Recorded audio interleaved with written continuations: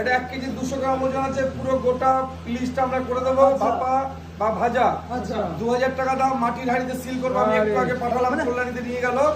তা ওনারা এই পুরো ইলিশটা আমি করে ভিডিও আমার করা আছে, সেটা আমরা একটু পরে ছাড়বো। দেখতে পাবেন একান্ত আপন পেজে এই ধরনের জিনিস দেওয়া হয়।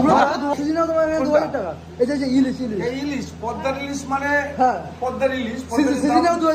না না, সিজন অফ সিজনের ব্যাপার নেই। ইলিশ মানে দাম বেশি। তুমি সব থেকে যদি পাইকারিও কেন 1400 নিচে দেবে না। জুস কিনলে 1500, 1600, 1800, 2000 দাম হয়। সেগুলো তোমরা জানো যে এখন এই মুহূর্তে ইলিশের দাম কত আছে। আর এইরকম ইলিশ এরকম যেটা বলে দেখো ভাই, এত আলাদা আলাদা ইলিশ দরকার। একদম ইলিশ দেখে একদম বোঝা যাচ্ছে ইলিশটা কি ইলিশ আছে। আরে আমরা বাপ শুধু এটুকু বলবো যে এই যে চিংড়িটা তুমি এটা সারা ভারতবর্ষে কোনো রেস্টুরেন্ট ব্যবহার করে কিনা সেটা দেখো। বাগদার চিংড়ি, বাগদা। সবাই চাপড়ার ছোট কুচো চিংড়ি ব্যবহার করে। বেসিক্যালি বাগদার চিংড়ি বাজারেই ওঠে না, মার্কেটেই ওঠে না।